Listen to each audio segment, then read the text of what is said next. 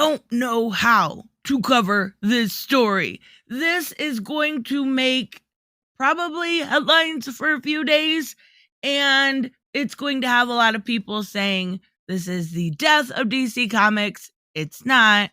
This is a gimmick. It is. And this is irritating a little bit. Now, if you don't know what I'm talking about, the Justice League is dying, I guess. Joshua Williamson came out and talked to Entertainment Weekly today about his Justice League number 75. And this is teasing the end of the Justice League as we know it forever and ever, right? Right. Wonder Woman just died last year at the end of Death Metal. She is already back. We saw her go through the different stages. She was dealing with Thor for a while. She has Dead Man. She was in a fairy world. And yeah, she's back. The whole issue here is everyone's going to go, ha, 5G. How about that 5G? This is really happening. This is all done for woke points. No, this is super capitalism at its finest. This is going to sell like hotcakes. And then the titles that bring them back are going to sell like crazy. Plus, we've got this Darkness Army that's coming through. That's going to be keys. Oh my God. So if you're an investor, this is probably really good for you. But DC, it is 25 years since the death of Superman, which happened in Superman 75. Now we are at Justice League 75, which is right after the penultimate issue of Brian Michael Bendis' Justice League. Thank you. I was excited that he was off of it. Now I'm like, what? But DC likes to do this. They did this with Infinite Crisis. It was the 25th or the 20th anniversary of Infinite Crisis. They like to do this, right? So, 30 years later, this is supposed to have the same impact. No, people know the game at this point when it comes to killing off characters. They know it's like a flu and then they come back. What we're actually seeing here, though, is the kind of final act when it comes to Joshua Williamson's Infinite Frontier. We had Infinite Frontier, Justice League Incarnate, and now we're going to have the death of the Justice League, which is likely, I'm going to say likely, to bring us into some sort of crisis. Now, the reason I say so is because if you're going to kill off all the Justice League members, save for one, you are going to have to do something to push forward. We'll take a look at what Joshua Williamson said, but my big question, I would like to know you guys' thoughts in the comments below. What's going to happen with all the side titles? Action Comics, Batman, Flash, Justice League Dark? What are they going to do? Is it just one in the main title here? Or is everybody going to be dead across the board? Because they have to be dead across the board in order for this to have any sort of impact. So let me know in the comments below. If you enjoy this type of content, hit subscribe, hit like. It helps the algorithm as always. Now, Joshua Williams said it's very serious. Buckle up. It's super serious, guys. It's an interesting opportunity to do this for the 30th anniversary of the death of Superman, which happened in Superman 75.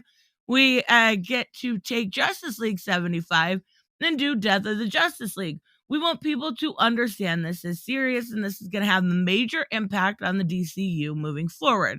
I do believe that. I believe it's going to have an impact.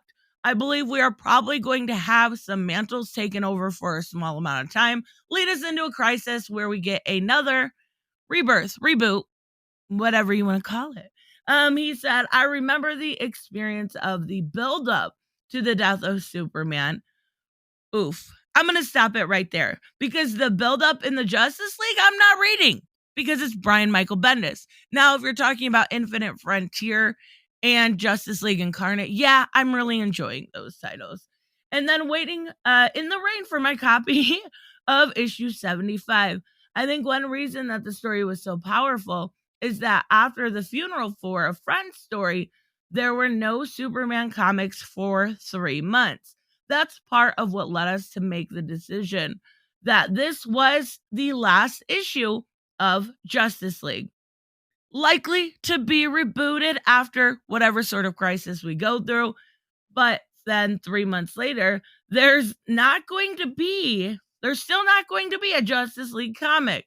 It's going to be a while, and that's going to be a major part of what the DCU looks like after this story. There is no Justice League. Now, this is big for DC. If we take a look at one of these pictures, we do see that it kind of almost, I don't know if it's foreshadowing or if it could just be the variant, right? We see Damian is likely to take over for his father, Aqualad for Arthur, Jonathan for his dad. Now, not saying that they're going to be a league, but it also looks like Simon and Jessica maybe get a little bit of their due. I hope, but I don't know. This one has me kind of kerfuffled. Is that a good word? Maybe. I do believe that Joshua Williamson can pull this off if anyone can. Joshua Williamson is awesome. They do go on to say it will focus on the apocalyptic battle between the Justice League and the Dark Army in a dead multiverse. Superman, Batman, Wonder Woman, Green Lantern, John Stewart, Martian Manhunter, Hawkgirl, Aquaman, Green Arrow, Black Canary, and Zatanna will embark on the mission, and only one will return to tell the tale of what happened. Okay, who do we got here? Let's see who we think it's going to be. I don't know! Batman. Batman always wins. With enough prep time, Batman always wins. He will be the one coming back. No, maybe not. I don't know in this situation. My guess is Wonder Woman, simply because she just died a year ago, and there's really no Amazons in that picture I showed previously. And Yara, her book just got canceled, so maybe if it had not got canceled, maybe I would think she was taking over that mantle. But that's my best guess here. I don't know how they're going to do this. I don't even know how hopeful I am. Now, I do have a video coming out later talking about something I'm super excited about, so the positivity will flow there. But this worries me a little bit just because I know there's a lot leading up to this crisis, right?